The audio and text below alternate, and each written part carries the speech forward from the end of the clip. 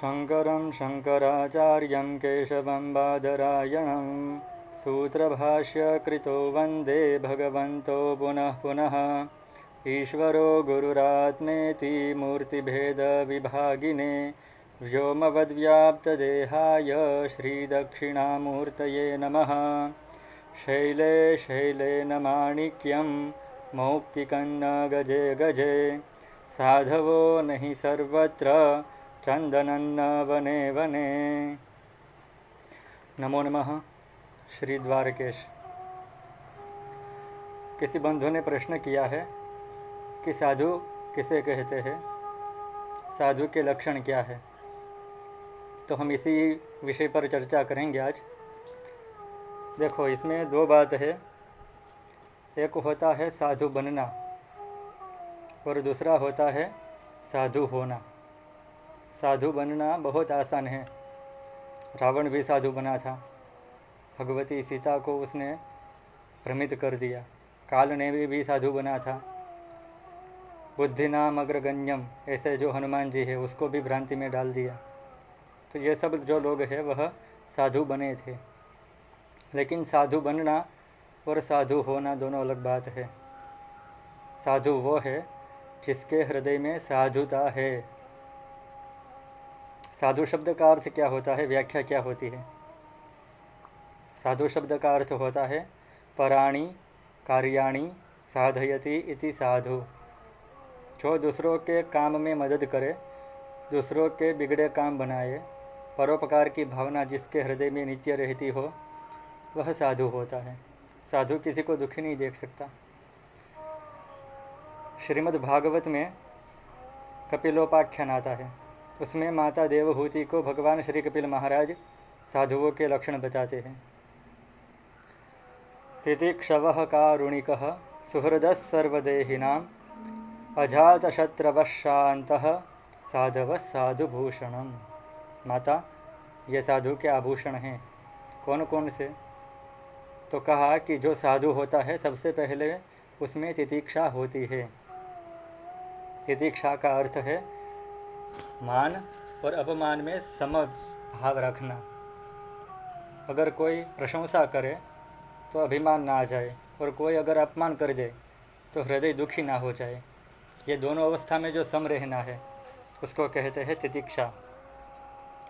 भगवत पादाचार्य शिवावतार श्री शंकराचार्य जी महाराज वह तितिक्षा का अर्थ करते हुए कहते हैं सहनम सर्वदुःखानां अप्रतीकारपूर्वकं चिंता विलापरहितं सा तितिक्षा निगद्यते।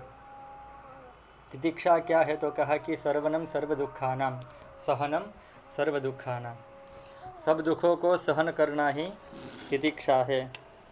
तो यहाँ पर प्रश्न उठता है कि इसमें क्या बड़ी बात है। आजकल हर कोई दुख सहन कर रहा है। इस कोरोना महामारी में कौन दुखी नहीं है, सब दुख सहन कर रहे हैं। लेकिन शंकराचार्य ने कहा कि आगे पढ़ो सहनम सर्वदुखानाम तो ठीक, लेकिन अप्रतीकार पूर्वकम।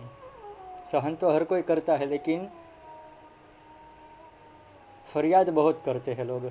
हम जो है, मुझे ये दुख है, मुझे वो दुख है, मैं इतनी भक्ति कर रहा हूँ, इतनी भगवान के नाम जप कर रहा हूँ, फिर भी मुझे दुख क्यों।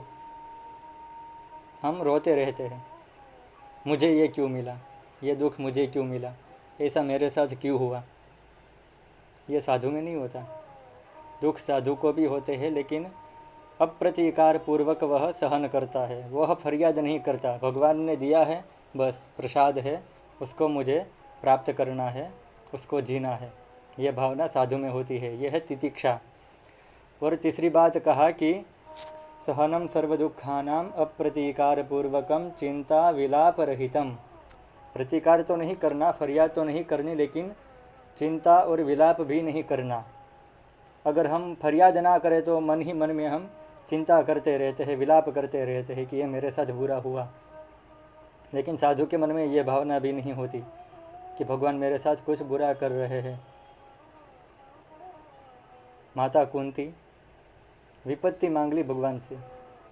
उसकी दृष्टि होती है भक्त की। भक्त को समझा नहीं जा सकता। विपदः सन्तु न शश्वत तत्र तत्र जगद्गुरो भवतो दर्शनम यत् स्याद् पुनर्भव दर्शनम। तो ये सब भाव जो है वह साधु में होते हैं, भक्त में होते हैं, सामान्य इंसान में नहीं होते। तो ये जो चिंता है वह क्या है? चिंता और चित्ता दोनों को समान गण कहा गया है शास्त्र में। चिंता चित्ता समाप्रोक्ता बिंदु मात्र विशेषता। चिंता और चित्ता में क्या समान है, क्या फ़र्क क्या है? तो कहा कि सिर्फ बिंदु मात्र का फ़र्क है। चिता में ची के ऊपर बिंदु मात्र लगा दो तो वह चिंता हो जाएगी। तो दोनों समान ही है। दोनों क्या करती है? जलाती है। फ़र्क इतना है कि चिंता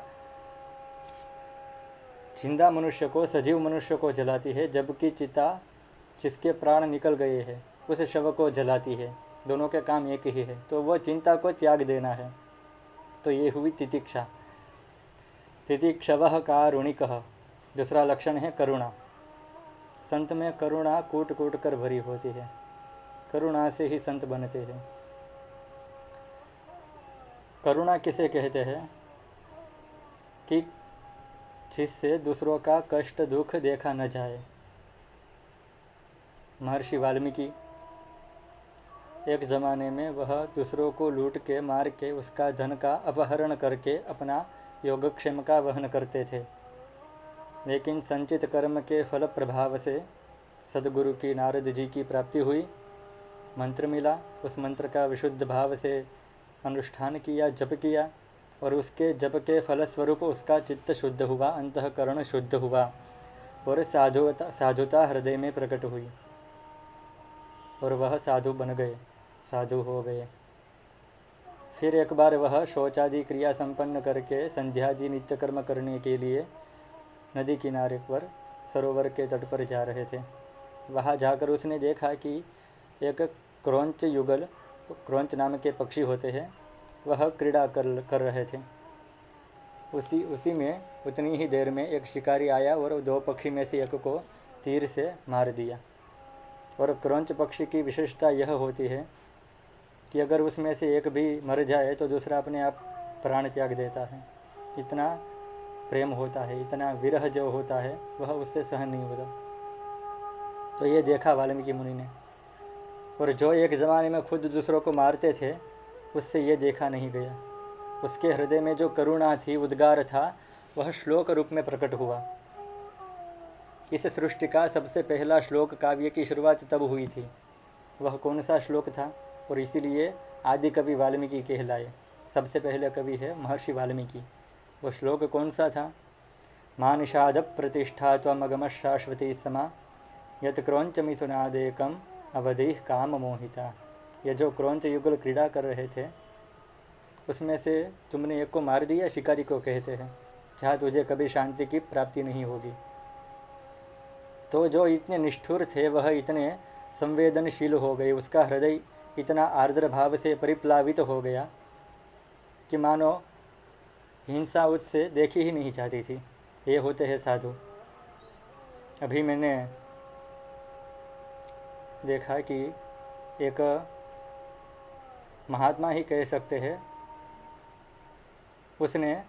उसको कोरोना था तो उसको बेड मिल गया था, लेकिन उसने देखा कि एक महिला उसके पति को, जो युवावस्था प्राप्त है, वो भी हॉस्पिटल में आना चाहते हैं बीमारी का इलाज करने के लिए, लेकिन कोई बेड खाली नहीं था।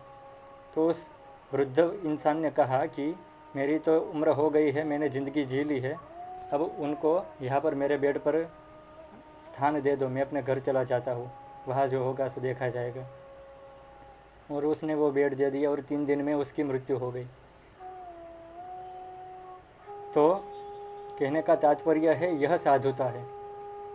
उसका कितना बड़ा त्याग देखो आप। अभी भी इस समय में भी लोग कहते हैं कि घोर कलयुग आ गया है, लेकिन नहीं, जब तक ऐसे लोग हैं तब तक कलयुग का आवाहन नहीं हो सकता। मेरा एक प्रिय दृष्टांत है करुणा के बाबत में।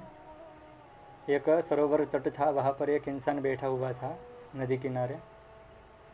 उतने में ही एक साधु वहाँ से प्रसार हुआ। उस साधु ने देखा कि पानी में एक बिच्छू डूब रहा है। तो साधु ने अपने हाथ से उस बिच्छू को उठाया बाहर लाने के लिए, लेकिन जैसे उठाया उस बिच्छू ने डंक मारा और हाथ से गिर गया फिर से पानी में। साधु ने दूसरी बार प्रयत्न किया, दूसरी बार भी ऐसा ही हुआ, तीसरी बार प्रयत्न किया, तीसरी बार ही ऐसा हुआ, बिच्छू ने डंक मारा और गिर गया। तो वो व्यक्ति जो है वो देख रहा था और हंस रहा था कि क्या कर रहे हो, वो आपको डंक मार रहा है, दंश दे रहा है, छोड़ो उसको, मरने दो। तब जब साधु ने जो बात कही थी ना, बहुत ही ध्यान देने लायक है। साधु ने कहा था कि दंश मारना बिच्छू का स्वभाव है और सब प्राणी पर अनुग्रह करना, परोपकार करना, सब प्राणी की रक्षा करना मनुष्य का स्वभाव है, यही मनुष्यत्व है, यही मानवता है। तो वो जब अपना स्वभाव नहीं छोड़ रहा दंश मारने का, तो मनुष्य होकर मैं अपना स्वभाव क्यों छोड़ूं उसको बचाने का। तो ये साधुता होती है, ये सिर्फ कपड़े पहनने से नहीं आती। इसके लिए बहुत सारी तपश्चर्या करनी पड़ती है, तब जाकर हृदय शुद्ध होता है। ये होती है करुणा जो हृदय में होती है साधु के। तीसरा लक्षण है सुहृद सर्वदेही नाम। दो शब्द है, सुहृद और सर्वदेही नाम, दोनों में एक विशेषता है। सुहृद सामान्यतया लोग प्रयुक्त करते हैं इस शब्द को मित्र के अर्थ में, मित्र को सुहृद कहते हैं, लेकिन मित्र में और सुहृद में एक विशेषता होती है। मित्र किसे कहते हैं? पापान निवारयति यो जयते हिताय गुह्यम निगूहति गुणांतरकटी करोति आपदगतं च न जहाति ददाति काले सन्मित्र लक्षणमिदं प्रवदन्ति संतः। यह सब लक्षण है मित्र के जो संतों ने, विद्वत जनों ने बताए हैं। लेकिन इसमें इतना विशेष वक्तव्य यह है कि मित्र अपने मित्र का भला करता है, परोपकार करता है, लेकिन सामने से ये भावना रखता है कि वह भी मेरा भला करे। इसमें कोई गलत नहीं है, लेकिन सामान्यतया यह व्याख्या होती है मित्र की। लेकिन सुहृद किसे कहते हैं कि मैं तो भाई तुम्हारा भला करूँगा, तुम मेरा भला करो ना करो ये तुम पर डिपेंड करता है, ये तुम पर है, मैं आपका भला करूँगा। ये हुआ सुहृद शब्द का अर्थ। उसको प्रत्युत्तर नहीं चाहिए, उसको सामने से कुछ नहीं चाहिए, बस उसको देना है। और दूसरा शब्द है सर्वदेही नाम। यहाँ पर यह नहीं लिखा कि सुहृद मानवा नाम, बल्कि कहा कि सुहृद सर्वदेही नाम। प्रत्येक देहधारियों का सुहृद है, प्रत्येक देहधारियों का भला करता है, जिसमें मनुष्य तो आते ही है, लेकिन प्राणी, कीट, पतंग आदि भी आते हैं। यहाँ तक कि वनस्पति से भी वह उतना ही प्रेम करते हैं, उतनी उसकी रक्षा करते हैं जितनी मनुष्य से करते हैं। उसको भेद नहीं है कि ये अपना है, ये पराया है, नहीं, सबके लिए वह समान रहता है। फिर कहा अजात शत्रवः। सामान्य दृष्टि से इसका अर्थ होता है जिसका कोई शत्रु नहीं है, लेकिन इसका यह अर्थ भी कर सकते हैं, और यह इस समय में तो करना ही चाहिए। अजात शत्रवः वो नहीं है जिसका कोई शत्रु नहीं है, लेकिन अजात शत्रवः वो है जो किसी का शत्रु नहीं है। फ़र्क समझ आया? लोग उससे दुश्मनी कर सकते हैं। अच्छे अच्छे संत वर्तमान में भी है, भूतकाल में भी थे जिसके हजारों दुश्मन थे। समाज उसका दुश्मन ही होता है। किसी भी संत का चरित्र देख लो आप, तुलसीदास देख लो, मीरा जी देख लो, नरसिंह मेहता देख लो, तुकाराम देख लो, ज्ञानेश्वर देख लो, एक ऐसा संत नहीं मिलेगा जिस पर समाज ने अत्याचार नहीं किया, समाज जिसका दुश्मन नहीं था। जलाराम जी देख लो। लेकिन लाख दुश्मन हो जाए उसके, लेकिन वो किसी का दुश्मन नहीं होता। और कैसे हो सकता है? साधु कब बनता है? जब सर्व में ब्रह्म बुद्धि, इष्ट बुद्धि करता है, जब प्रत्येक देहधारियों में अपने इष्ट को देखता है, तब वह साधु बनता है। अब अगर किसी से वह दुश्मनी करेगा, शत्रुता करेगा, तो इनडायरेक्टली ये उसकी शत्रुता अपने इष्ट के प्रति जाएगी, जो वो कभी नहीं चाहेगा। इसलिए वह किसी को शत्रु भाव से नहीं देखेगा, वह किसी का शत्रु नहीं हो सकता, उसके लाखों शत्रु भले ही हो। और अंतिम लक्षण बताया शांतः।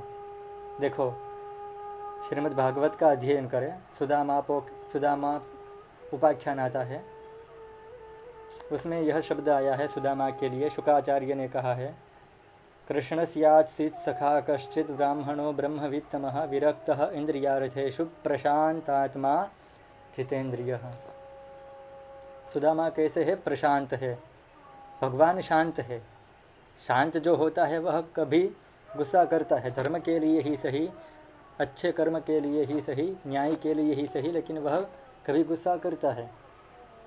प्रतिज्ञा करने के पश्चात भी कि मैं शस्त्र नहीं उठाऊंगा। कृष्ण ने रथ के पहिए से भीष्म पर आक्रमण करना चाहा, प्रहार करना चाहा। युधितुर गरजो विधुम्र विश्वकादि सुदर्शन उसने उठाया, योगेश्वर कहलाए। लेकिन उसका भक्त जो है, साधु जो है, सुदामा जो है, वह कैसा है? प्रशांत है। शांत को गुस्सा आ सकता है, क्रोध आ सकता है। क्रोध का अर्थ क्या होता है? कम वृणोद्धि इति क्रोधः। अखंडानंद जी महाराज क्रोध का अर्थ करते हैं यह कि कम सुखम वृणोद्धि, सुख को जो अवरुद्ध कर दे, सुख का जो स्रोत है, बारिश है सुख रूपी, उसको आपसे दूर कर दे, उससे आपको वंचित कर दे, वह क्रोध है। तो क्रोध कभी नहीं करना चाहिए और साधु नहीं करते, क्योंकि साधु प्रशांत होते हैं, साधु को कभी गुस्सा नहीं आता। तो यह सब लक्षण है साधु के। हम भी अभी समय जो विकट परिस्थिति चल रही है, हो सके इतना दूसरों के काम आए, दूसरों की मदद करें। देखो पिज़्ज़ा कितने का आता है? 150-200 रुपये का। क्यों खाते हैं? क्योंकि आनंद मिलता है। लेकिन मेरी मानिए, सच कह रहा हूँ, 200 रुपया नहीं, सिर्फ 50 रुपये का कुछ खाना या 50 रुपये किसी भूखे गरीब को दे दीजिए या 50 रुपये का खाना दीजिए। यकीन मानिए, आपको पिज़्ज़ा खाने से जो आनंद मिलता है उससे 10 गुना ज़्यादा आनंद यहाँ पर मिलेगा। बात तो सुख प्राप्त करने की है ना, खुद खाए या दूसरों को खिलाए। भूखा रह के दूसरों की मदद करने के लिए नहीं कह रहा, लेकिन अपनी योग्यता के अनुसार, अपनी यथाशक्ति शक्ति के अनुसार किसी पर दया करना, किसी पर परोपकार करना। सुभाषित है एक, परोपकाराय वहन्ति नद्यः, परोपकाराय फलन्ति वृक्षः, परोपकाराय दुहन्ति गावः, परोपकारार्थमिदं शरीरम। ये जो नदियाँ बहती है, किसके लिए बहती है? उसको तृषा लगती है, प्यास लगती है? नहीं, लेकिन फिर भी बहती है, परोपकारार्थम। ये जो वृक्ष फल देते हैं, खुद खाते हैं? नहीं, परोपकार के लिए। ये जो गाय है, वह अपना दूध खुद पीती है? नहीं, परोपकार के लिए। तो ये जो शरीर मिला है, उससे अपना तो अच्छा करे ही, लेकिन परोपकार के लिए भी है, दूसरों का भी भला करे। आज के लिए इतना ही। आज के विषय पर चिंतन करिए, जितना हो सके किसी का भला करने की कोशिश कीजिए, शास्त्र का चिंतन करिए, वर्णाश्रम धर्म का पालन कीजिए। और इस चैनल को सब्सक्राइब नहीं किया है तो सब्सक्राइब कीजिए। अगर आपके मन में कोई प्रश्न है तो आप कमेंट बॉक्स में पूछ सकते हैं। हम अपना संपूर्ण यत्न करेंगे कि आपके प्रश्न का जवाब दे सकें। नमो नमः। श्री द्वारकेश। जय जगन्नाथ।